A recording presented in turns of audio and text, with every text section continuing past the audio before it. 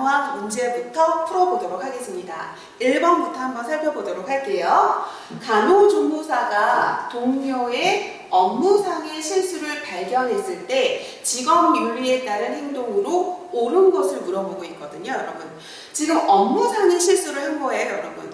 그럼 업무상의 실수를 했으면 환자한테 어떤 해가 나타났는지 환자의 상태를 확인하는 게 먼저거든요. 그러니까 환자의 상태를 먼저 이렇게 확인해야 되는 거죠. 그죠? 그래서 환자에게 어떤 위해가 있는지, 해가 나타났는지 환자의 상태를 먼저 확인하는 게 먼저이고요. 그리고 난 다음에 이제 동료가 업무상의 실수를 했으면 내가 감독관에게 직접 그것을 보고하는 게 아니라 동료를 설득해서 동료가 감독관에게 보고하도록 이렇게 설득하는 거라고 생각하셨으면 좋겠습니다. 그래서 답은 1번의 답은 1번이라고 보시면 되고요. 다음에 2번 살펴보도록 하겠습니다. 2번은 안전한 환경을 위한 병실 관리 방법으로 옳은 것에 대해서 물어보고 있거든요. 그럼 1번 볼게요, 여러분. 1번은 바닥에 물기는 마를 때까지 그냥 두면 안 되죠, 여러분. 물기가 있으면 낙상의 우려가 있잖아요. 그렇기 때문에 즉시 바닥에 물기는 닦아줘야 되는 거고요. 그래서 우리 바닥을 갖다가 닦아줄 때 젖은 걸레로 닦아주는 게 아니라 마른 걸레질을 하는 거잖아요. 그러니까 그냥 두면 안 되는 거고요. 다음에 야간에는 간접 조명을 켜둔다. 맞죠, 여러분? 야간에 화장실을 가거나 아니면 이동을 할 때 낙상의 우려가 있으니까 간접 조명을 켜가지고 사고를 이렇게 발생을 갖다가 예방해야 되는 거고요. 직접 조명을 켜두면 수면에 방해가 되잖아요. 그렇기 때문에 간접 조명을 켜서 사고를 예방해야 되는 게 맞는 답이고요. 다음에 3번에 보시면 불안정한 환자의 침상 난간은 내려놓으면 안 되고 침상 난간 사이드 레일을 올려놓아가지고 낙상을 방지해야 되는 거죠. 다음에 4번에 보시면 손상된 전선은 즉시 수선부에 알려야 되는 거죠. 즉시 수선부에 알려서 즉시 수리되도록 해야 되는 거고요. 다음에 사용하지 않은 휠체어의 바퀴 잠금은 풀어놓으면 안 되고 잠가놔야 되는 거죠. 그래서 풀어놓았을 때 이게 굴러가지고 사고가 발생하는 거를 갖다가 방지해야 된다고 생각하시면 되겠습니다. 그래서 여기 답은 2번이라고 보시면 되고요. 3번 풀어보도록 하겠습니다. 3번 격리 의료 폐기물에 해당하는 것을 물어보고 있거든요. 여러분 여기서 얘기하는 의료 폐기물 있잖아요. 의료 폐기물은 3가지 종류가 있다고 생각하시면 되거든요. 그래서 우리 격리 의료 폐기물이 있고요. 다음에 위해 의료 폐기물이 있고요. 다음에 일반 의료 폐기물이 있거든요. 그래서 이렇게 크게 3가지가 있다고 보시면 돼요. 그래서 격리 의료 폐기물, 위해 의료 폐기물, 일반 의료 폐기물이 있는데 이 위해 의료 폐기물이 한 1번에서 한 이게 5가지 종류가 이렇게 있다고 생각하시면 되거든요. 그럼 하나하나 좀 살펴보도록 할게요, 여러분. 격리 의료 폐기물이라고 하는 건 일단 감염병 환자를 좀 기억하시면 좋아요, 여러분. 감염병 환자를 좀 기억하시면 좋거든요. 그래서 감염병 환자를 타인에게 감염시키잖아요. 그렇기 때문에 타인을 보호하기 위해서 격리시켜 놓잖아요. 그럼 격리시켜 놓고 난 다음에 이 격리된 이 대상자를 의료 행위를 하는 그 과정에서 발생한 폐기물을 격리 의료 폐기물이라고 생각하시면 되거든요. 그러면 이 격리 의료 폐기물 같은 경우에는 어떻게 하는 거냐면 적색 상자에 7일 보관하는 걸로 외워두셔야 하는 거고요. 다음에 위해 의료 폐기물은 한 5가지 종류가 있는데 이 위해 의료 폐기물은 노란색 상자나 아니면 검정색 비닐봉투에 보관을 하고요. 한 15일 정도 보관한다고 생각하시면 되겠습니다. 다음에 일반 의료 폐기물은 우리 솜이라던가 아니면 꺼지라던가 일회용 기저귀라던가 수액 세트 같은 거를 얘기를 하는데요. 얘도 역시 노란색 상자나 검정색 비닐봉투에 보관을 하고 15일 정도 보관하는 걸로 외워두시면 되거든요. 그럼 하나하나 좀 살펴보도록 할게요. 그러면 1번에 보시면 분만 시에 나온 태반이잖아요, 여러분. 태반? 그럼 태반은 조직 물류에 해당이 되죠. 그죠? 우리 몸 안에 있는 조직 물류에 해당이 되잖아요. 그러니까 여기 위해 의료 폐기물 중에서도 조직물류 의료 폐기물에 해당이 되는 거예요. 그래서 이 조직물류에 해당이 되는데 좀 기억해 두셔야 될 건 뭐냐면 제가 위의 의료 폐기물은 노란색 상자나 검정색 비닐봉투에 15일 보관한다고 했었잖아요. 그런데 태반은 살짝 다르거든요, 여러분. 태반은 어떻게 해야 되는 거냐면 노란색 상자나 검정색 비닐봉투가 아니라 얘는 녹색 상자에 보관을 한다고 생각하시면 돼요. 녹색 상자에 보관한다고 생각하시면 되고요. 다음에 위궤양 환자의 토열은 의료 폐기물은 아니고요. 다음에 굴절 환자에게 사용한 붕대는 일반 의료 폐기물이거든요. 그렇기 때문에 노란색 상자나 검정색 비닐봉투에 15일 보관한다고 생각하시면 되고요. 다음에 당뇨병 환자에게 사용한 이 주사바늘 있잖아요. 그럼 이 주사바늘 같은 경우에는 굉장히 찔릴 염려가 있는 위험한 거잖아요. 그래서 여기는 위해 폐기물 중에서도 여기 있는 위해 의료 폐기물 중에서도 손상성 의료 폐기물에 속하거든요. 그래서 주사바늘이라든가 침이라든가 이런 거죠. 날카로운 기구예요. 그래서 손상성 의료 폐기물에 속하는데 요것도 좀 기억하셔야 되는 게 이게 위해 의료 폐기물이라서 노란색 상자나 검정색 비닐봉투에 보관하는 건 맞는데요. 손상성 의료 폐기물은 15일이 아니라 30일 보관한다는 것도 조금 다르게 기억하셔야 되는 거라고 생각하시면 되겠습니다.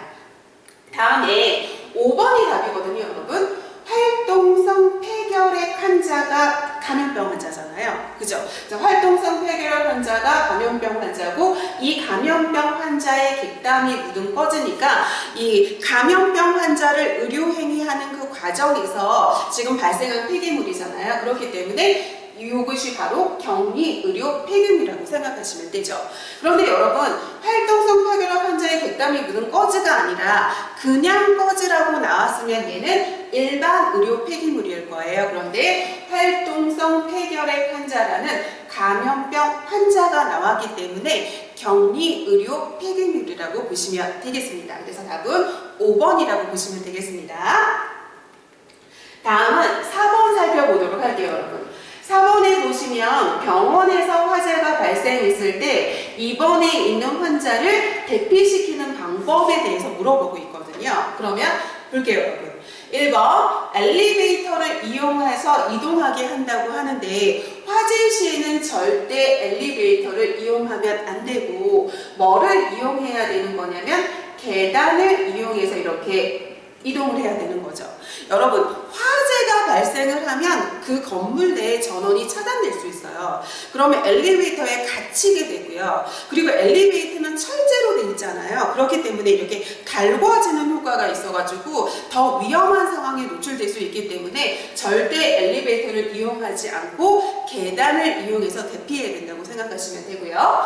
다음에 2번에 보시면 비상구의 인원이 밀집되면 여러 가지 사고가 발생하게 되잖아요. 그렇기 때문에 비상구의 인원이 밀집되지 않도록 해야 되는 거고요. 다음에 자기 힘으로 움직일 수 있는 환자는 대피로를 알려줘가지고 신속히 대피시키는 거 맞고요. 그죠? 다음에 출입문의 손잡이가 뜨거우면 천으로 감싸주고 문을 여는 게 아니라 여러분, 출입문의 손잡이가 뜨거우면 그쪽에 지금 불이 난 상황이라고 생각하시면 되거든요. 그렇기 때문에 그 문을 절대 열면 안 돼요. 그러면 출입문의 손잡이가 이렇게 뜨거우면 그 문을 여는 게 아니라 다른 대피로 다른 그 피난처를 갖다 놓고 그쪽으로 이렇게 이동시켜야 된다고 보시면 되겠습니다. 다음에 밖으로 나온 환자를 구조하기에 건물로 다시 재진입하면 안 되겠죠. 그러니까 4번의 답은 3번이라고 보시면 되겠습니다. 다음은 5번 살펴보도록 하겠습니다. 소화기관의 기능을 연결한 걸로 올바르게 연결한 걸 지금 물어보고 있거든요. 그럼 1번에 가는 담즙을 저장한다고 하는데 굉장히 중요한 부분이죠, 여러분. 그래서 이렇게 간이 있고요. 그죠? 간이 있고요. 여기 밑에 뭐가 있냐면 담낭이 있죠. 담낭이 있는데 간이 무슨 역할을 하는 거냐면 담즙을 만들죠. 그래서 간은 담즙을 생성하는 기능을 하고요. 다음에 간에서 만든 담즙을 5배 정도로 농축을 해서 담낭에서는 이 담즙을 저장해주는 기능을 하고 있죠. 그런데 여러분 여기서 끝나면 안 되고 이 담즙이 무슨 역할을 하는지도 알고 계셔야 되죠, 여러분. 그래서 이 담즙이 무슨 역할을 하는 거냐면 지방 소화를 도와준다는 이 기능을 한다는 것까지 알고 계셔야 합니다. 그래서 여러분 담즙을 저장하는 건 간이 아니라 담낭이고요. 간은 담즙을 저장하는 게 아니라 담즙을 생산하는 기능을 한다고 생각하시면 되겠습니다. 다음에 대장은 지방을 흡수한다고 나오는데요, 여러분. 여기 옆에 간 옆에 뭐가 있냐면 이렇게 위가 이런 식으로 있잖아요, 그죠? 위가 이런 식으로 있고 11지장이 이렇게 있죠. 다음에 이렇게 뭐가 있냐면 대장이 이렇게 있는 거죠, 그죠? 대장이 이런 식으로 있고요. 다음에 이렇게 12지장하고 이렇게 연결돼가지고 소장이 있다고 생각하시면 되거든요. 다음에 이렇게 뭐가 있는 거냐면 췌장이 있다고 생각을 하시면 되고요. 다음에 이렇게 연결된 걸로 아주 이렇게 좀 이렇게 연결된 이렇게 된 게 있는데 이걸 갖다가 우리 뭐라고 하는 거냐면 총담관이라고 얘기를 하잖아요. 이렇게 12지장이 이렇게 걸쳐져 있는 거죠. 총담관이라고 하는데 우리가 위에 음식물이 이렇게 저장돼 있다가 얘가 잘게 이렇게 죽처럼 이렇게 흐물흐물해져가지고 그 다음에 12지장으로 이렇게 내려오게 되거든요. 그런데 지방 성분이 12지장으로 내려오게 되면 총담관을 통해서 담낭에서 저장돼 있던 담즙이 내려오게 되는 거고요. 다음에 이 췌장에서 여기 위에 있는 음식물이 12지장으로 내려올 때 지방 성분이 내려올 때 췌장에서 어떤 게 분비되는 거냐면 췌장에서 리파아제라는 소화 요소가 분비가 되는 거거든요. 그래서 담즙도 지방 소화를 도와주고 그리고 리파아제도 바로 뭐냐면 지방을 소화시키는 효소잖아요. 그래서 얘가 지방 소화를 도와주는 게 바로 이 담즙과 리파아제거든요.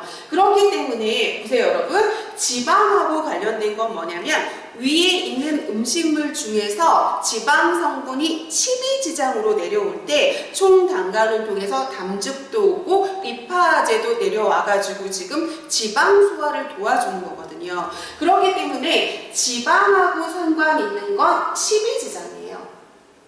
12지장이거든요. 그런데 이 12지장은 대장이 아니라 어디에 속하는 거냐면 소장에 속하는 거죠. 그러니까 2번은 틀렸다고 보시면 되고요.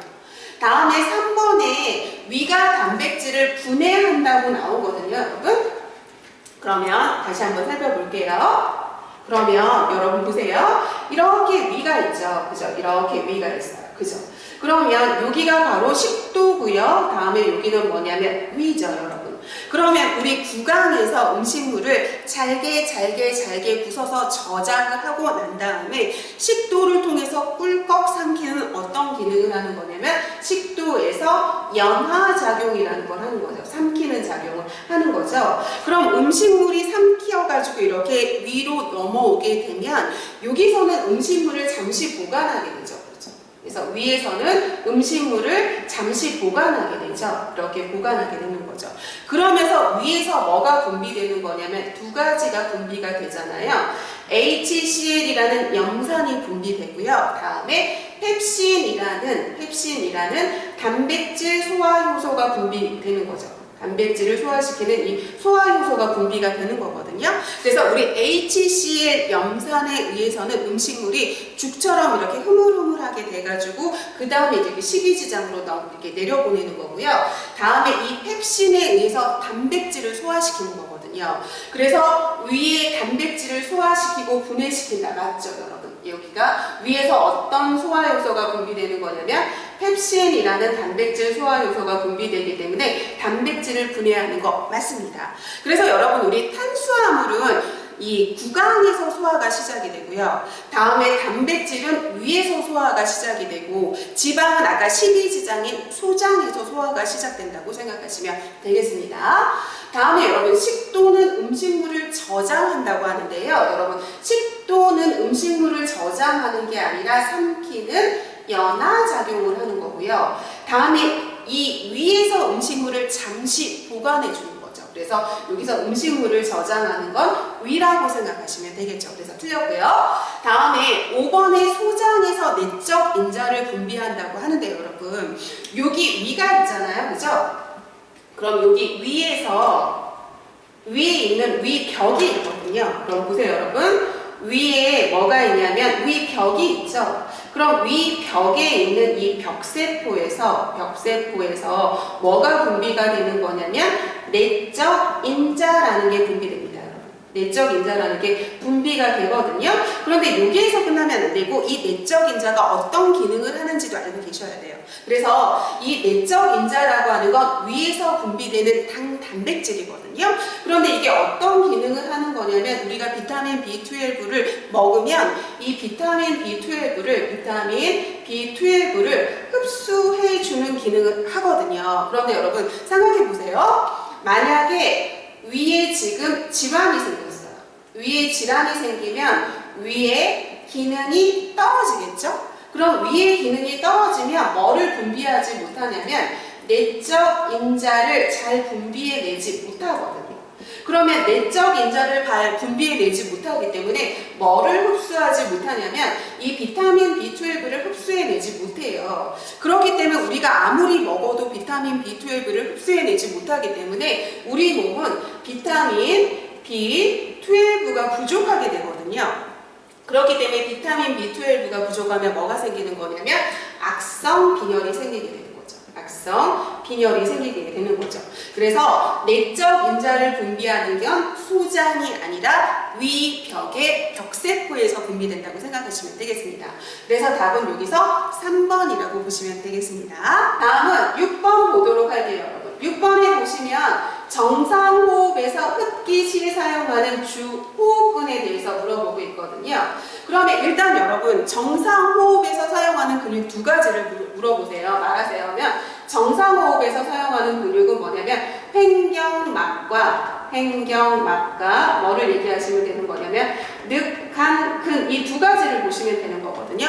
정상호흡에서 사용하는 근육은 횡경막과 늑한 근이라고 생각을 하시면 됩니다. 그럼 여러분 여기 이렇게 있는 걸 우리 뭐라고 하냐면 횡경막이라고 얘기를 하거든요.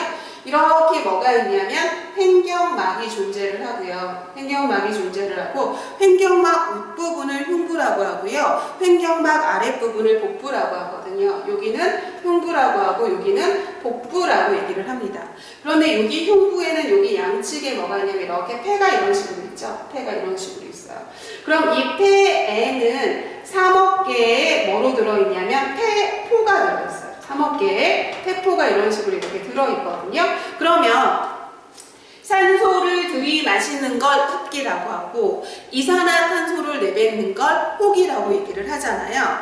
그럼 우리가 산소를 들이마시는 흡기를 하게 되면 산소 공기가 들어가면서 폐포가 빵빵하게 공기가 가득 차게 되거든요. 그러면서 폐가 확장하게 돼요.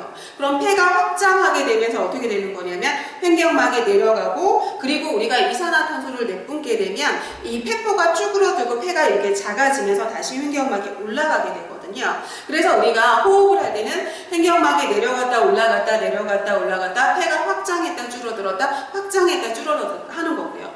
다음에 폐가 여기 길이만 이렇게 늘어나는 게 아니라 부피도 증가를 하게 될 거 아니에요.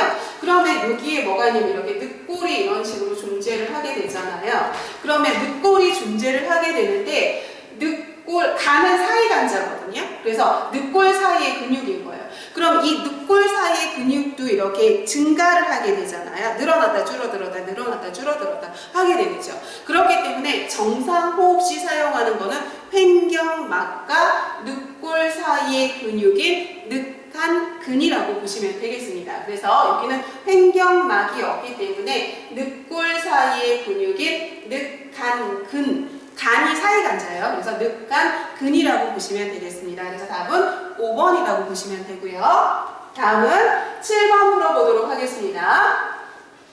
위장 출혈 가능성이 높은 고혈압 환자에게 투여를 금지해야 되는 약물을 물어보고 있거든요. 그럼 여기서 키포인트는 고혈압 환자의 약물이 중요한 게 아니라요. 키포인트는 위장 출혈이라는 게 중요한 거예요, 여러분. 그러면 우리 뭐가 있냐면 해열 진통제가 있잖아요. 뭐가 있냐면 해열 진통제가 있죠. 그럼 이 해열 진통제 중에 뭐가 있냐면 아스피린이 있잖아요. 그런데 이 아스피린은 부작용이 굉장히 중요하죠. 그럼 이 아스피린에 뭐가 있냐면 부작용이 있는데 이 부작용이 뭐가 있냐면 위를 보호하지 못하고요. 그 다음에 뭐가 있냐면 출혈의 가능성이 있다는 게 이게 부작용이잖아요. 그런데 지금 위장 출혈의 가능성이 있대요. 그럼 위를 보호하지 못하고 출혈의 가능성이 있는 뭐를 사용하면 안 되냐면 아스피린을 사용하면 안 되죠. 그래서 우리 치과 갔을 때 발치하기 전에 아스피린 먹고 있는지 아닌지 물어보잖아요. 출혈의 가능성이 있기 때문에 그렇거든요. 그래서 답은 2번이라고 보시면 되겠습니다. 여러분 몰핀도 굉장히 중요해서 반드시 알고 계셔야 되는데 우리 진통제가 있는 거잖아요. 그죠? 진통제가 이렇게 있죠. 그런데 이 진통제는 이렇게 두 가지가 있죠. 두 가지가 있는데 뭐가 있냐면 마약성 진통제가 있는 거고요. 다음에 또 뭐가 있냐면 비마약성 진통제가 있는데 이 비마약성 진통제를 뭐라고 하는 거냐면 해열 진통제라고 얘기를 하고요. 이 해열 진통제에 속한 게 우리 아까 봤던 아스피린이죠. 그래서 이 해열 진통제는 너무 중요한 약이 뭐가 있냐면 아스피린이 있고요. 여러분들이 너무 잘 알고 있는 뭐가 있냐면 타이레놀이 있는 건데 타이레놀만 알고 계시면 안 되고 이거와 똑같은 말을 반드시 알고 계셔야 되는데 이 타이레놀을 뭐라고 하는 거냐면 아세트 아미노펜이라고 우리가 부르는 거죠. 그죠? 그러면 좀 볼게요. 여러분 중요하니까 이 아스피린은 무슨 효과가 있냐면 열을 내리는 해열의 효과 있고요. 다음에 여기 염증 같은 거 가라앉히는 소염의 효과도 있고요. 통증을 잡는 무슨 효과가 있냐면 진통의 효과도 있는 걸 아스피린이라고 얘기를 하고요. 타이레놀은 얘보다 좀 더 강력하지 않아서 얘는 해열의 효과 있고요. 소염의 효과는 없고요. 진통의 효과만 있는 걸 우리 뭐라고 하냐면 타이레놀 아세트아미노펜이라고 하죠. 그런데 여기서 중요한 건 아까도 배웠듯이 아스피린의 부작용이 굉장히 중요하잖아요. 그래서 이 아스피린은 중요한 부작용이 있는데 뭐가 있냐면 위를 보호하지 못한다고 했고요. 다음에 뭐라고 했냐면 출혈의 가능성이 있다는 게 이게 부작용이었잖아요. 그래서 위에 문제가 있거나 출혈의 가능성이 있는 사람은 해열 진통제로 아스피린을 사용하면 안 되고 뭐를 사용해야 되는 거냐면 타이레놀 아세트아미노펜을 사용해야 된다는 게 굉장히 중요하죠. 다음에 이 비마약성 진통제, 해열 진통제 말고 마약성 진통제가 있는데 이 마약성 진통제가 지금 나온 뭐냐면 이 몰핀에 해당되는 거잖아요. 몰핀에 해당되는 건데 이 마약성 진통제는 종류도 반드시 외우셔야 되거든요. 왜냐하면 이 종류가 시험지에 나오기도 하거든요. 그래서 이 마약성 진통제에 해당되는 게 지금 나온 몰핀, 코데인, 데메롤, 헤로인, 다음에 뭐냐면 펜타닐. 이 정도는 외우셔야 돼요, 여러분. 몰핀, 코데인, 데메롤, 헤로인, 펜타닐을 뭐에 해당되는 거냐면 마약성 진통제에 해당이 되는데 이 부작용 굉장히 중요하죠, 여러분. 마약성 진통제에 부작용이 있어요. 굉장히 중요한 부작용이 있는데 호흡을 느리게 만드는 서호흡을 이렇게 일으킨다는 게 굉장히 큰 부작용이죠. 그렇기 때문에 마약성 진통제를 투여하기 전에는 반드시 환자의 호흡수를 체크해야 되고요. 만약에 환자가 서호흡 상태라면 호흡을 더 느리게 만들어서 호흡을 먹게 해서 환자가 사망할 수도 있잖아요. 그렇기 때문에 만약에 환자가 서호흡이라면 투여를 중지하고 의사나 간호사한테 보고해야 되는 상황인 거죠. 그러면 이게 숫자로 나올 수도 있기 때문에 서호흡이 어떤 기준인지도 살펴보도록 할게요. 그러면 정상호흡이 있겠죠? 그죠? 정상호흡이 있는데 정상호흡은 1분에 12에서 20회 1분에 12 내지 20회를 정상호흡이라고 얘기를 하잖아요. 그러면 1분에 12회 이하일 때를 뭐라고 하는 거냐면 서호흡이라고 하고요. 1분에 20회 이상이다 그러면 우리가 뭐라고 하는 거냐면 빈호흡이라고 한다고 생각을 하시면 됩니다. 그래서 대상자가 몰핀, 마약성 진통제를 투여하기 전에 호흡수를 측정을 해봐서 1분의 12회 이하의 서호흡이라면 투여를 중지하고 의사나 간호사한테 보고해야 되니까 여기는 몰핀이 마약성 진통제이기 때문에 투약 전후에 뭐를 측정해야 되는 거냐면 호흡수를 측정해야 된다고 되는 거죠. 그래서 답은 4번이라고 보시면 되겠습니다. 다음은 9번 살펴보도록 하겠습니다. 9 9번에 보시면 갑상샘 호르몬을 구성하는 물질에 대해서 물어보고 있거든요. 그러면 사람이 이렇게 있을 때 이렇게 목이 이렇게 있잖아요. 그럼 여기 있는 걸 우리 뭐라고 하는 거냐면 얘를 후두라고 얘기를 하죠. 그럼 이 후두에 바로 이렇게 옆에 나비 모양으로 이렇게 붙어 있는 걸 우리 뭐라고 하는 거냐면 갑상선이라고 하고, 똑같은 말로 뭐라고 하는 거냐면 갑상샘이라고 얘기를 하죠. 그럼 이 갑상샘에서 분비되는 호르몬을 갖다가 뭐라고 하는 거냐면 갑상샘 호르몬이라고 얘기를 하고, 이 호르몬의 이름을 갖다가 우리 뭐라고 하는 거냐면 티록신이라고 얘기를 하죠. 그럼 이 갑상샘 호르몬 티록신을 구성하는 물질을 뭐라고 하는 거냐면 요오드, 화학적인 기록으로 I라고 하죠. 요오드잖아요. 그리고 이 요오드가 굉장히 많이 들어있는 게 어디에 많이 들어있는 거냐면 해조류에 굉장히 많이 포함되어 있다는 것도 알고 계셔야 되는 거죠. 그래서 여기서 답은 4번이라고 보시면 되겠습니다. 다음은 10번 풀어보도록 하겠습니다. 요독증이 있는 심부전 환자에게 권장되는 식사를 물어보고 있어요. 여러분, 심부전이라고 하는 건 뭐냐면 신장이 자기 기능을 제대로 하지 못하는 거예요. 신장이 지금 뭐를 하지 못하는 거냐면 자기 기능을 제대로 하지 못하는 상태를 심부전이라고 하거든요. 그럼 신장의 가장 중요한 기능은 소변을 통해서 뭐를 배설하는 거냐면 우리 몸에 있는 노폐물을 갖다가 배설하는 게 가장 중요한 기능이거든요. 그런데 신장이 자기 기능을 제대로 하지 못하고 있다는 건 소변을 통해서 노폐물을 제대로 배설하지 못하기 때문에 이 노폐물이 몸에 쌓이는 거죠. 그래서 이 몸에 쌓여서 요독증이 이렇게 발생을 해서 온몸이 이렇게 퉁퉁 붓는 부종 상황이 오게 되는 게 바로 뭐냐면 심부전 환자라고 생각하시면 되는 거죠. 그럼 이럴 때 권장되는 시기는 뭐를 해야 되는 거냐면 일단 부종이기 때문에 부으면 안 되기 때문에 당연히 무슨 시기를 해야 되는 거냐면 저염시기 해줘야 되는 거고요. 부으면 안 되기 때문에. 그리고 부종이 굉장히 심하다면 수분 제한까지 들어갈 수 있는 거고요. 다음에 여기서 뭐가 나오냐면 저단백 시기도 해주면 좋은데 왜 저단백 시기를 해주는 거냐면 영양적인 문제에 대해서 알고 계셔야 되잖아요, 여러분. 그러면 우리 영양에서 그 6대 영양소 중에 우리 중요한 열량을 내는 영양소 중에 3가지가 있잖아요. 뭐가 있냐면 단백질이 있고요. 다음에 뭐가 있냐면 탄수화물이 있고 지방이 있잖아요. 그러면 단백질도 뭐 이게 구성 성분을 보면 탄소, 수소, 산소, 얘도 탄소, 수소, 산소, 얘도 탄소, 수소, 산소로 이루어졌는데 단백질만 하나가 더 있거든요. 그래서 단백질이 뭐 하나가 더 있냐면 질소 하나가 더 있잖아요. 그래서 시험 문제에 탄수화물이랑 지방이 단백질을 대신할 수 없는 이유를 말해보세요 하면 질소가 없기 때문이잖아요. 그런데 이 단백질이 뭐가 하나가 더 있냐면 질소 성분이 하나 더 있죠. 그런데 이 질소의 최종 분해 산물이 암모니아예요. 그죠? 암모니아죠.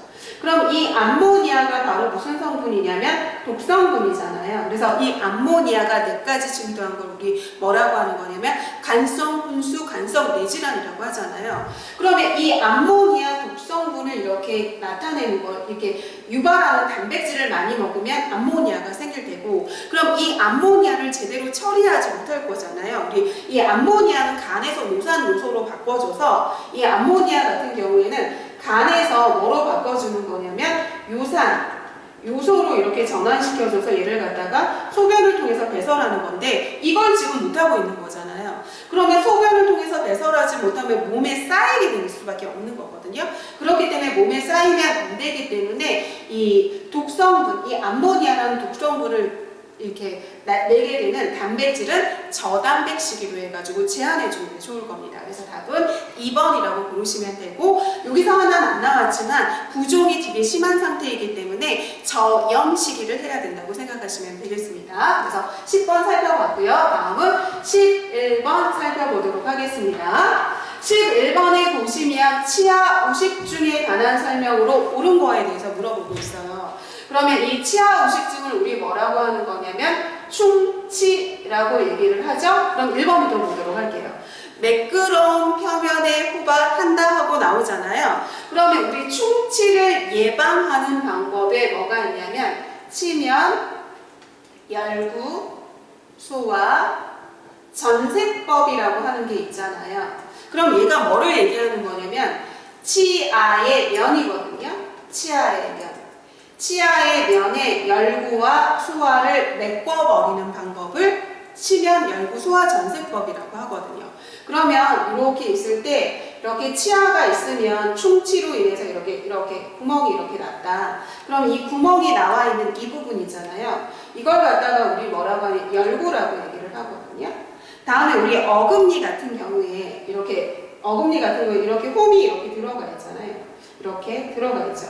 그럼 이걸 갖다가 우리 뭐라고 하냐면 얘를 갖다가 소화라고 얘기를 한단 말이에요. 그럼 여기에 음식물이 끼게 되고 그러면 얘가 음식물하고 무탄수 연쇄상부균하고 만나가지고 산을 형성하면서 이 부식 과정이 심해지면서 이게 더 충치가 심해지잖아요. 그렇기 때문에 충치를 예방하기 위해서 여기 열구를 메꿔버리고 소화를 매끈하게 이렇게 메꿔버려가지고 치면을 매끈하게 만들어서 음식물이 이렇게 낑기지 않도록 하는 게 치면 열구 소화 전세법이란 말이에요.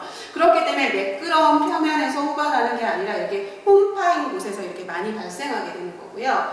다음에 치아 표면에 무기질이 침착되는 과정이 아니라 여기 보시면 여기 치아의 면 있죠. 여기를 갖다 우리 뭐라고 하면 치면이라고 해서 치아의 면이라고 하잖아요. 그러면 여기 있는 치아의 면, 치면에는 어떤 균이 살고 있냐면 뮤탄스 연쇄상부균이 살고 있죠. 연쇄상부균이 살고 있어요. 그럼 이 뮤탄스 연쇄상부균이 뭐랑 만나는 거냐면 음식물하고 만나게 되죠. 그죠? 음식물하고 만나게 되면 뭐를 형성하게 되는 거냐면 산이라는 걸 형성하게 된단 말이에요. 그러면서 이 산이 치아를 점차 이렇게 부식해서 이렇게 들어가게 되는 거죠. 그죠? 그래서 침착되는 과정이 아니라 치아가 부식되는 과정을 우리 뭐라고 하는 거냐면 충치라고 하는 거니까 2번이 틀렸고요. 다음에 우리 치아의 그 구성을 보면 범낭질, 상하질, 치수로 되어 있잖아요. 그죠? 그래서 우리 치아를 보시면 이렇게 보시면 치아가 이렇게 되어 있잖아요. 그죠? 이런 식으로 되어 있죠. 그러면 치아의 가장 표면에 있는 걸 우리 이걸 갖다 뭐라고 하는 거냐면 범낭질이라고 얘기를 하고 얘는 가장 단단한 부위잖아요. 그래서 이 단단함의 경도가 다이아몬드와 같은 그런 경도를 가지고 있어. 그래서 굉장히 단단한 부분이죠. 범낭질. 그리고 이 범낭질 바로 밑에 있는 이 부위 있잖아요. 이 부위. 여기 있는 부위. 그럼 여기 있는 부위를 우리 뭐라고 하는 거냐면 얘를 갖다가 상아질이라고 얘기를 하고 이 상아질은 범낭질보다는 무르고 약하거든요. 그렇기 때문에 충치가 상아질까지 오게 되면 무르고 약하기 때문에 충치가 쉽게 진행되는 경향이 있죠. 그래서 범낭질보다 상아질에서 더 빠른 속도로 치아 우식증이 확산이 되는 거죠. 상아질이 범낭질보다 무르고 약하기 때문에 그렇습니다. 답은 3번이고요. 다음에 치아 우식증으로 이렇게 치아가 이렇게 산이 형성돼서 파이게 되잖아요. 그러면 재생될 수 없죠. 다음에 치음이라고 하는 건 뭐냐면 잇몸을 얘기하는 거예요. 그럼 잇몸이 퇴축이 심해지면 치아 우식증의 발생이 감소를 하는 게 아니라 더 심해지. 잇몸에 문제가 생기면 치아에 문제가 더 발생을 하지 잇몸에 문제가 생기는데 치아가 더 건강해지진 않겠죠. 그러니까 답은 3번이라고 고르시면 되겠습니다. 다음은 12번 살펴보도록 하겠습니다. 치과에서 사용하는 진공흡입기의 설명으로 옳은 거에 대해서 물어보고 있거든요. 여러분, 진공흡입기라고 하는 건 다른 말로 뭐라고 하는 거냐면 석션기라고 얘기를 하고요. 얘는 뭐냐면 우리 하루에 침이 1.5리터가 생산이 되잖아요. 그럼 우리 하루 1.5리터의 물도 마시지 않는데 하루에 침이 1.5리터가 입안에서 생산이 된단 말이에요. 그렇기 때문에 우리 치과 치료하는 도중에 계속 침이 올라오는 이유가 바로 그 이유 때문에 그러는 거거든요. 그래서 이 입안에 생긴 이 침 있잖아요. 침 타액이죠. 이 타액이나 아니면 우리 치료 과정에서 혈액 같은 거 나올 수 있잖아요. 이 혈액이나 이 이물질 같은 거를 갖다가 석션해내고 이렇게 흡입해내는 기계를 진공흡입기라고 얘기를 하고, 진공흡입기는 의사의 진료를 보조하기 위한 기구이기 때문에 간호조무사에게 가장 중요한 기구가 되고요. 의사에게 가장 중요한 기구는 충치를 치료할 때 치아의 치질을 삭제하는 핸드피스가 가장 중요한 거잖아요. 그래서 각자 중요한 기구는 오른손에 들기 때문에 의사는 핸드피스를 오른손에 들고 간호조무사도 진공흡입기를 오른손에 들어야 되는 거죠. 그리고 이거는 진료를 보조하는 기구라고 생각하시면 되겠습니다. 그러면 1번부터 볼게요, 여러분. 진공흡입기의 팁은 하루 1회 교체하는 게 아니라 대상자가 바뀔 때마다 매번 교체를 해야겠죠. 그죠? 그러니까 1번 틀렸고요. 다음에 치료 중에는 진공흡입기의 사용을 중단을 하는 게 아니라 의사가 진료를 할 때 진공흡입기를 사용을 해서 진료를 보조하고 도와줘야 되는 거거든요. 그러니까 중단하는 거 아니고요. 다음에 진공흡입기의 팁이 치경을 가리지 않게 한다고 하는데, 여러분 치경이라는 걸 보면 이 경자가 무슨 경자냐면 거울 경자를 얘기를 해요. 그러면 우리 치과 기구 중에 이렇게 이런 거 있잖아요. 그래서 여기 뭐가 달린 거냐면 거울이 달린 걸 치경이라고 얘기를 하거든요. 그럼 이 치경은 언제 사용하는 거냐면 어둡고 보이지 않는 부분을 보고자 할 때, 의사가 치과 진료를 하다가 어둡고 보이지 않는 부분을 보고자 할 때 치경을 사용해서 보는 거거든요.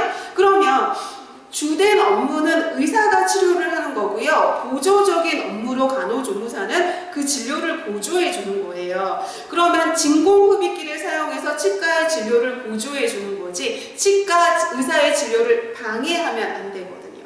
그러면 진공흡입기의 팁이 지금 의사가 사용하는 치경을 가리면 의사의 진료를 방해하는 거잖아요. 그렇기 때문에 이 치경을 가리면 안 되겠죠. 그러니까 답은 3번이라고 보시면 되고요. 다음에 진공흡입기는 석션기란 말이에요. 그렇기 때문에 혀와 뺨을 이렇게 쫙 빨아들이는 견인할 수 있어요. 다음에 이렇게 빨려 들어가면 흡입력을 높여주면 더 빨려 들어가니까 안 되겠죠. 그죠? 그러니까 답은 3번이라고 고르시면 되겠습니다. 다음은 13번 보도록 하겠습니다. 침요법을 적용할 수 있는 경우에 대해서 물어보고 있어요. 그러면 일단 볼게요, 여러분. 우리 침하고 뭐가 있냐면 뜸이 있거든요. 이 뜸을 갖다가 뭐라고 하냐면 국법이라고 얘기를 하는 건데요. 여기서 제가 뭐를 얘기할 거냐면 일반적인 금기사항에 대해서 얘기해 드리도록 하겠습니다. 일반적인 금기사항이거든요. 그럼 뭐냐면 이렇게 생각하시면 돼요. 너무 배고파도 안 되고요. 너무 배불러도 안 되고요. 너무 갈증나도 안 되고요. 너무 피곤해도 안 되고요. 술 마시면 안 되거든요. 이게 일반적인 금기사항이야. 따라해보세요. 너무 배불러도 안 돼요. 너무 배고파도 안 돼요. 너무 갈증나도 안 돼요. 너무 피곤해도 안 돼요. 술 마시면 안 돼요. 그럼 보세요, 여러분. 너무 갈증나도 안 돼요. 너무 피곤해도 안 돼요. 너무 배불러도 안 돼요. 그죠? 이건 일반적인 금기사항이고요. 절대적인 금기사항이거든요. 절대적인 금기에 해당되는 게 출혈이 있는 환자는 하면 안 돼요. 다음에 우리 뭐냐면 심장 질환자는 놓으면 안 되거든요. 그렇기 때문에 여기 출혈이 있다고 하니까 절대적인 금기사항에 해당이 되는 거거든요. 그러니까 아닌 답은 몇 번으로 고르시면 되냐면 2번으로 고르시면 되겠습니다. 그래서 13번 살펴봤고 다음은 14번 보도록 하겠습니다. 그럼 14번은 뜸에 관한 설명으로 옳은 거에 대해서 물어보고 있어요. 그러면 이걸 좀 볼게요. 뭐가 있냐면 침이 있고 뜸이 있어요. 그죠?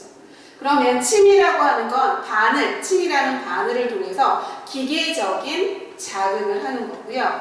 뜸이라고 하는 건 불을 붙여가지고 재에 붙여놓은 거잖아요. 그러니까 이 따뜻한 거, 오늘 갖다가 직접적으로 이렇게 적용을 한 거잖아요. 오늘 직접 적용한 걸 뜸이라고 얘기를 하거든요. 그러면 보세요, 여러분. 따뜻한 걸 적용을 하는 거란 말이에요. 그렇기 때문에 열이 나는 환자한테 따뜻한 걸 적용하면 더 열이 날 거 아니에요. 그러니까 고열 환자한테 하면 안 되는 거고요. 다음에 임산부의 복부에는 하복부에는 뜸을 뜨면 안 되고요. 심장 부위에도 뜨면 안 되고요. 혈관 부위에도 뜸을 뜨면 안 되거든요. 다음에 우리 뜸을 뜰 때는 어떤 부위로 하는 거냐면 위에서 아래로 뜸을 뜨게 되고요. 다음에 등에서 이렇게 배방향으로 이렇게 뜸을 뜨게 되거든요. 그럼 위에서 아래 방향으로 뜸을 뜨니까 어디부터 뜨는 거냐면 머리랑 몸통부터 먼저 뜸을 뜨고요. 그 다음에 사지에 뜸을 뜬다고 생각하시면 되거든요. 그런데 여기는 사지를 먼저 뜬다고 했잖아요. 머리랑 몸통 뜸 뜨고 그 다음에 사지 뜸 뜨는 거거든요. 그리고 얼굴에는 뜸을 뜨면 안 되는 거죠. 그러니까 1, 2, 3, 4 틀렸고 1번이 답이거든요. 허증 질환에 사용한다가 맞아요. 그런데 이 허증 질환이 뭔지도 여러분들 알고 계셔야 되는 거죠. 우리 두 가지가 있는데 뭐가 있냐면 이렇게 보시면 됩니다, 여러분. 실증이라고 하는 게 있고요. 다음에 뭐가 있냐면 허증이라고 하는 게 있어요. 그럼 실증이라고 하는 거는 기운이 너무 지나쳐서 이렇게 생기는 거고, 허증이라고 하는 거는 기운이 이렇게 너무 약해서 부족해서 생기는 질환을 허증 질환이라고 얘기를 하거든요. 그럼 이렇게 기운이 부족해서 생기는 이 허증 질환은 뜸을 사용하고요. 기운이 너무 넘쳐서 생기는 질환은 뭐를 뜨는 거냐면 침을 사용을 하거든요. 왜냐하면 침은 강하게 억제해서 어떻게 하는 거냐면 이렇게 깔아앉히는 그런 작용이 있거든요. 그래서 기운이 넘치는 이 실증할 때는 강하게 자극해서 억제를 하는 거고요. 다음에 허증 기운이 약한 사람 같은 경우에는 오늘 직접적으로 적용을 해서 이렇게 끌어올리는 뜸을 한다고 생각하시면 되겠습니다. 그래서 답은 1번이라고 보시면 되겠습니다. 다음은 15번 풀어보도록 하겠습니다. 15번에 보시면 동맥혈 가스 검사 시 주의사항에 대해서 물어보고 있거든요. 그러면 이 동맥혈 가스 분석 검사를 우리 뭐라고 하는 거냐면 ABGA 검사라고 하죠. ABGA 검사라고 하고, 동맥혈이라고 하는 건 지금 산소가 있는 걸 얘기를 하는 거잖아요. 그래서 이 ABGA를 통해서 산소 분압과 다음에 뭐를 알아보고자 하는 거냐면 이산화탄소 분압을 알아보고자 하는 거죠. 그죠? 그래서 이 두 가지를 알아봐서 지금 폐에서 이루어지는 가스 교환 능력이 잘 되고 있는지 안 되는지를 판단하고자 하는 거죠. 그래서 여기서 지금 산소를 공급해야 되는 건지 아닌지를 결정하고자 할 때 뭐를 하는 거냐면 ABG 검사를 하는 거죠. 그럼 이 산소 분압과 이산화탄소 분압을 하는데 지금 혈당 검사하는 것도 아니고 금시까지 할 필요는 없는 거고요. 다음에 바늘을 통해서 뽑았잖아요. 그러면 걔를 문질러 주는 게 아니라 살짝 눌러주는 거고요.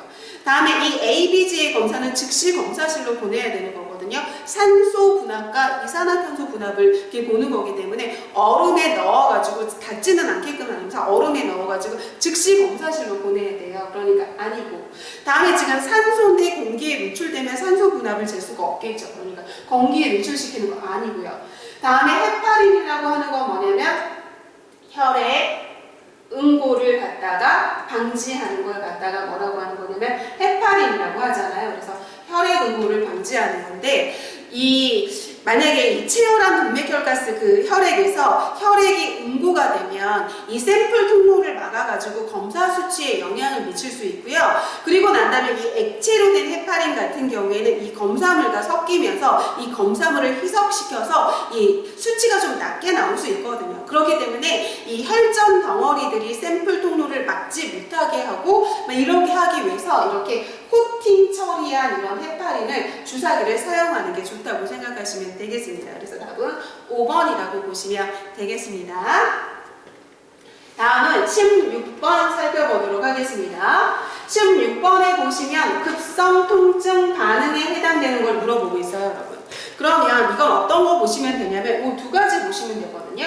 뭐가 있냐면 우리 교감신경이 자극되는 상황도 있고요. 다음에 뭐가 있냐면 부교감신경이 자극되는 그런 상황도 있는 거거든요.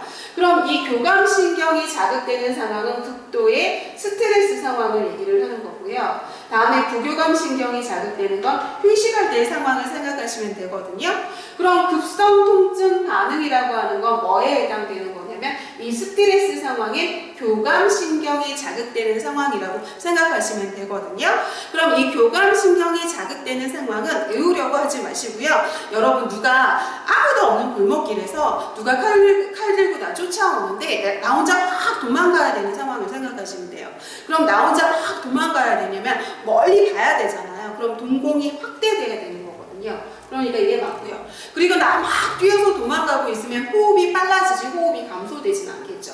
그리고 내가 막 도망가고 있는 상황이기 때문에 힘을 주어서 가게 되죠. 그러니까 근긴장도가 증가하게 될 거고요. 여러분, 스트레스가 약간 경한 어느 정도의 스트레스는 집중력 향상에 도움이 될 수도 있지만 이게 어느 정도의 불안이나 이런 거 도움이 될 수 있지만 극도의 스트레스 상황은 집중력을 떨어뜨리거든요. 그런데 지금은 급성 통증 반응이기 때문에 극도의 그 스트레스 상황이란 말이에요. 그러니까 집중력이 떨어질 테고요. 다음에 이 통증 반응인데 면역 기능이 향상될 리는 없을 테고요. 그러니까 답은 교감신경이 자극되는 1번 동공 확대라고 보시면 되겠습니다. 다음은 17번 풀어보도록 할게요. 인슐린 투여 중인 환자에게 지금 다음과 같은 증상이 나타났대요. 여러분, 이 인슐린이라고 하는 건 역할이 뭐예요, 여러분? 얘는 혈당을 내려주는 역할을 하는 게 인슐린이잖아요. 근데 이 인슐린을 지나치게 투여를 하면 혈당이 지나치게 이렇게 떨어져가지고 부작용으로 뭐가 나타날 수 있냐면 저혈당이 나타날 수 있는 거죠. 그래서 이 인슐린은 투여 용량이 굉장히 중요해요. 왜냐하면 과량 투여하게 되면 오히려 혈당을 너무 떨어뜨려서 저혈당 증상을 나타낼 수 있거든요. 그래서 얘는 이렇게 바람이라던가 떨림이라는 거, 이런 가슴 두근거림 증상이 바로 뭐냐면 이 저혈당 증상이 나타나는 거거든요. 그럼 지금 혈당이 부족한 저혈당 증상이 나타났기 때문에 혈당을 공급해줘야 되기 때문에 사탕이라던가 오렌지 주스라든가 이런 거, 초콜릿 같은 거 먹어줘야 되는 거거든요. 그래서 여기서 답은 몇 번이냐면 오렌지 주스를 마시게 한다인 4번을 고르시면 되겠습니다. 다음은 18번 보도록 할게요.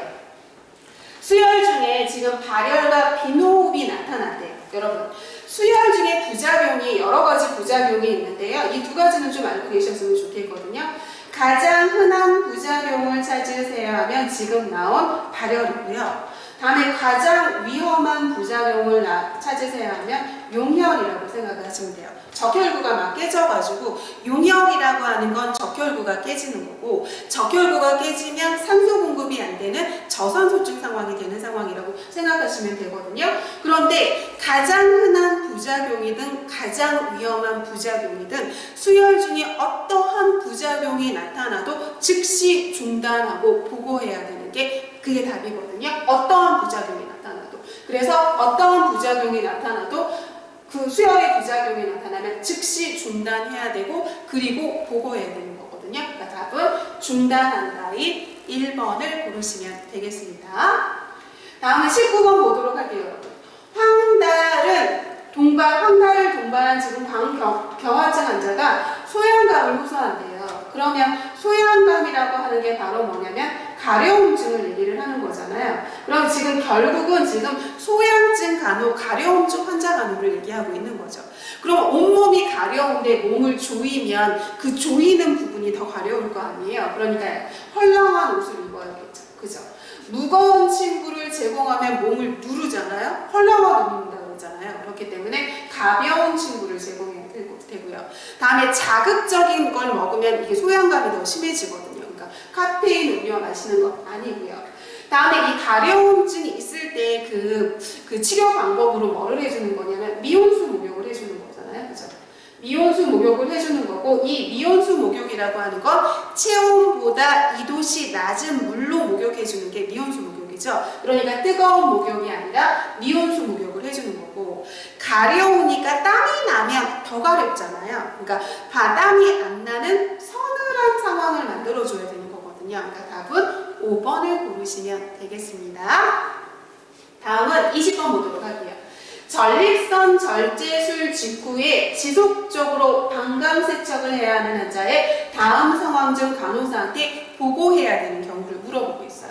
여러분 보시면 이렇게 남성이 이렇게 있는 거죠. 그죠? 이렇게 있잖아요. 그럼 이걸 갖다가 우리 뭐라고 하는 거냐면 여기다 넣어드릴까요? 안 됩니까?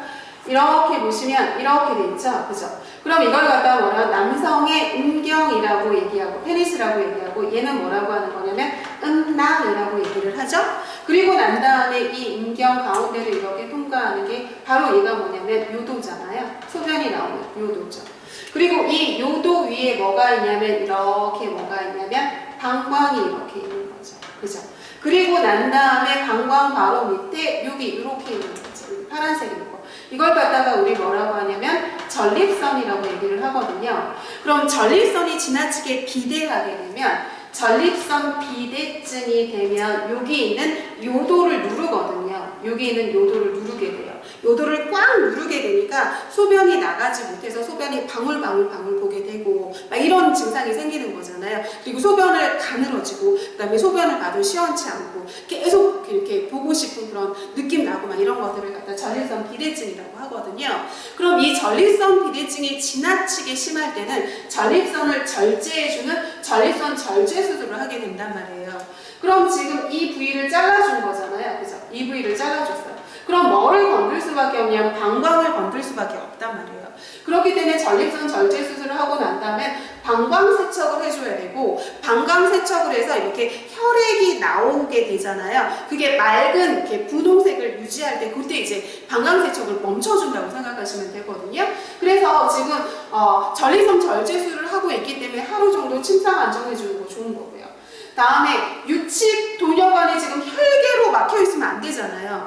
여러분 보세요. 이렇게 여기를 이렇게 절제해주고 난 다음에 방광 세척을 해주기 위해서 여기 이렇게 유치 도녀관을 이렇게 꽂아 놓잖아요. 그래가지고 이렇게 해가지고 지금 여기 지금 소변 주머니를 통해서 지금 소변을 지금 보고 있는 상황이잖아요. 그런데 여기에 지금 이게 막혔다고 생각해 보세요. 유치도녀관 혈계로. 그럼 소변 배출이 되지 않겠죠? 그렇기 때문에 이 혈괴가 생기지 않기 위해서 이 전립선 절제 수술 환자는 뭐를 많이 먹어야 되는 거냐면 수분 섭취량을 늘려서 하루에 막 2리터, 한 3리터 정도의 수분을 많이 먹어서 소변을 많이 배출하게 해서 혈괴가 유치도뇨관이 막히지 않도록 해야 되는 건데 막혀 있는 상황이니까 지금 위험한 상황이니까 이 상황이 지금 보고해야 되는 상황.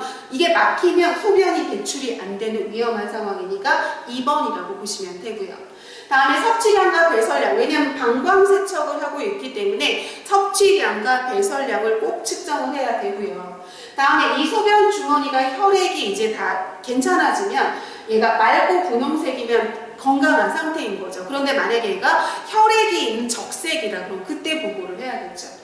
다음에 세척액으로 멸균 생리식염수 쓰는 거 좋은 거죠. 만약에 세척액으로 멸균 생리식염수가 아니라 물을 사용하게 되면 수분 중독증이 생기고 전해질 결핍이 생길 수 있기 때문에 멸균 생리식염수를 사용해야 되는 거죠.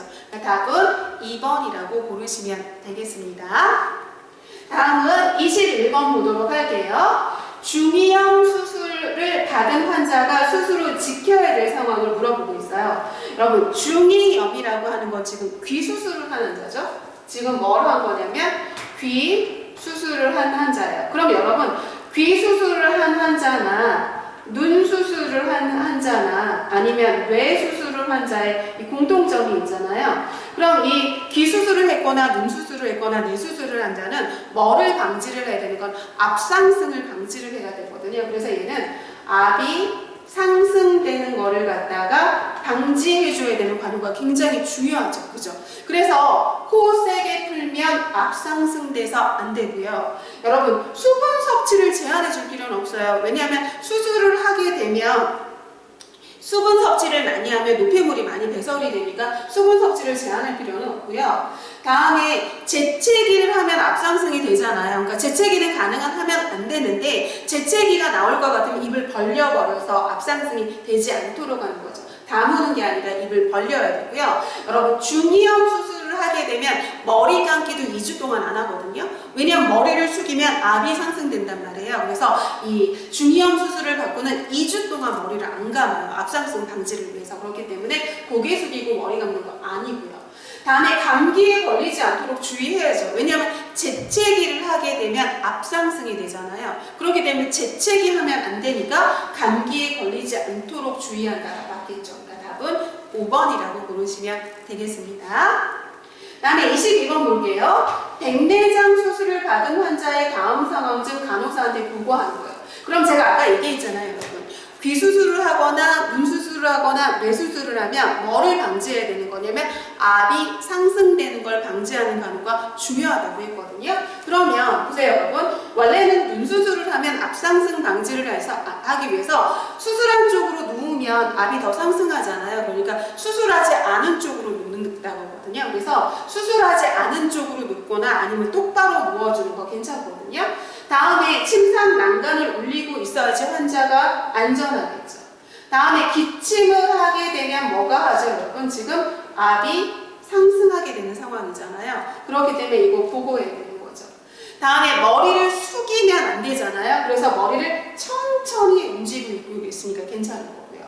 다음에 수술 받은 쪽에 안구를 움직이면 안 되거든요. 그래서 수술 받은 쪽에 안구 운동을 최소화하기 위해서 안대를 착용하는 건 괜찮습니다. 그래서 답은 3번이라고 고르시면 되겠습니다. 다음에 23번. 자간 전증을 진단받은 환자가 지금 임산부가 경련하고 있대요. 경련. 그럼 얘는 경련시 간호를 물어보고 있는 거죠. 경련하고 있는 환자한테 아무것도 공급해주면 안 되죠. 왜냐하면 기도를 막을 수 있기 때문에, 분비물로 인해서 기도를 막을 수 있기 때문에 고개를 옆으로 돌려줘서 이 분비물이 배출되도록 해야 되는 거지 뭘 마시게 하면 안 되고요. 다음에 지금 경련을 하고 있는 환자이기 때문에 절대 마사지 해주면 안 되고 억제대 해주면 안 되는 거고요. 다음에 침상 난간에 부딪히지 않게 침상 난간을 내리는 게 아니라 침상 난간을 올려줘서 지금 대상자의 안전을 보호해줘야 되는 거고요. 다음에 이 흡인을 방지하기 위해서 기도로 흡인되면 안 되잖아요. 그렇기 때문에 앙화위에서 고개를 옆으로 돌려줘서 분비물이 기도를 막지 않도록 해주는 거 맞는 거죠. 다음에 지금 경련하고 있는 환자한테 혈액 검사를 하는 건 아니죠. 그죠? 경련 중인 환자인데, 그래서 답은 4번이라고 고르시면 되겠습니다. 24번 풀어보도록 하겠습니다. 초산부의 분만 일기 분만 과정을 돕는 방법으로 옳은 거에 대해서 물어보고 있거든요.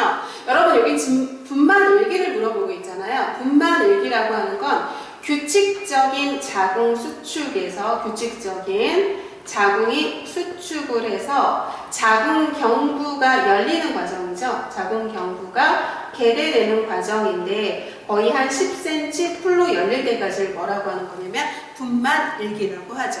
그리고 분만일기는 이제 열렸으니까 아기가 나오는 태아 만출기를 얘기를 하고, 분만상기는 태반이 나오는 태반 만출기를 얘기하고, 분만사기는 분만 위에 가지는 1시간이나 4시간 정도의 회복기를 얘기를 하거든요. 그럼 이 분만일기는 여러분 꽤 시간이 좀 길다고 생각을 하시면 되거든요.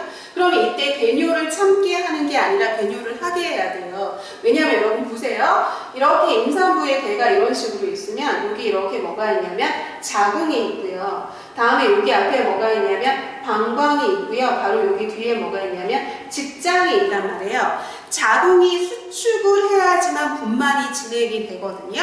그런데 방광에 소변이 가득 차 있으면 자궁 수축을 방해하게 되거든요. 그렇기 때문에 자궁 수축을 촉진해서 분만 일기 과정이 이렇게 진행되도록 돕기 위해서는 배뇨를 참게 하면 안 되고 배뇨를 하게 해줘야 되는 거고요. 다음에 환희가 젖었으면 갈아입혀줘야 돼요, 여러분. 왜냐하면 분만 일기 과정은 이게 자궁 수축에서 자궁 경부가 열릴 때까지라서 꽤 긴 시간이라고 생각을 하시면 돼요. 그래서 왜 산부인과에서 이렇게 산모들이 배 아프다고 저 막 그러면 와가지고 이렇게 손가락 집어넣어서 내진하고 난 다음에 아직 멀었어요 하고 가버리고 막 하는 데가 분만 일기라고 생각하시면 되기 때문에 꽤 긴 시간이에요. 그렇기 때문에 갈아입히지 않는 게 아니라 갈아입혀 주는 거고요. 다음에 자궁 수축을 위해서 자궁 저궁 마사지를 하는 거 분만 일기가 아니라 우리 산모가 산후 출혈을 막 보이고 있을 때 이때 해주는 간호가 자궁 저부를 마사지해서 이 자궁 수축을 도모하고자 하는 거죠. 그러니까 한 번 아니고요. 다음에 불편감을 완화하기 위해서 호흡을 하도록 하는 거죠. 그래서 우리 라마주 호흡 같은 거 하기 위해서 분만을 이렇게 도와줘야 되는 거라고 생각하시면 되겠습니다. 다음에 자궁 태반의 관리를 촉진하기 위해서 치기 중에서도 어떤 거를 하는 거냐면 좌치기를 하게 하면 좋거든요.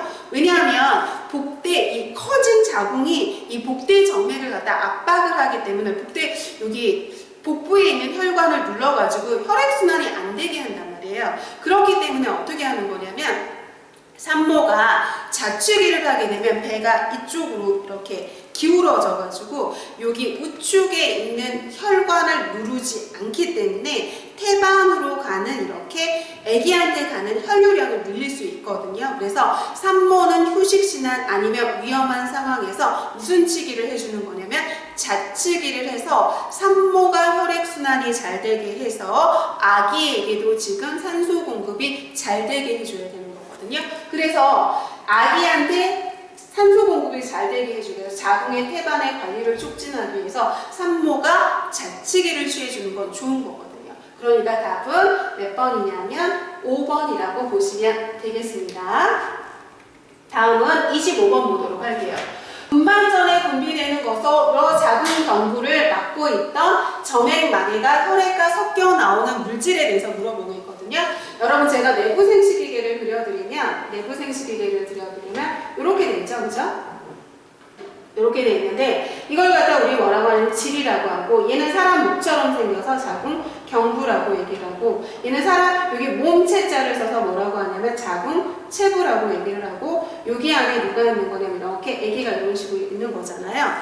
그런데 여러분 임신 전화에 우리 질은 산성이잖아요. 그래서 우리 도델라인杆菌, 유산杆菌이 질의 산도를 산성으로 만들어줘서 우리 질을 건강하게 만들어주잖아요. 그런데 임신을 하게 되면 질에 어떻게 되는 거냐면 산도의 변화를 일으키게 되죠. 그래서 질을 더 이상 건강하게 지켜주지 못하기 때문에 임산부는 뭐가 잘 생기는 거냐면 질염의 발생이 잘 생기게 되잖아요. 그럼 질의 염증이 잘 생기면 아기를 보호할 수 없잖아요. 그렇기 때문에 여기 자궁 경부에 끈적끈적한 점액성 마개가 형성이 돼서 아기를 보호하게 되거든요. 그래서 끈적끈적한 뭐가 생기는 거냐면 여기에 끈적끈적한 자궁 경부에 점액성 마개가 형성이 돼서 여기 있는 질의 염증이 아기한테 올라오지 못하도록 하거든요. 그런데 이 점액성 마개가 분만 시에 여기 양막이 터지면서 이슬이 이렇게 여기 있는 양수 있잖아요. 양수가 이렇게 나오게 되죠. 그럼 이 양수랑 이 점액성 마개가 섞이면서 이렇게 나오는데 이걸 갖다 우리 뭐라고 하냐면 이슬이라고 얘기를 하는 거고, 이슬이 비치면 24시간 안에 분만이 시작된다는 걸 얘기를 하는 거죠. 그래서 여기 있는 점액성 마개가 나중에 양수랑 섞여서 나오는데 그걸 이슬이라고 얘기를 하고, 이 이슬이 비치면 24시간 안에 분만이 시작된다고 생각하시면 되겠습니다.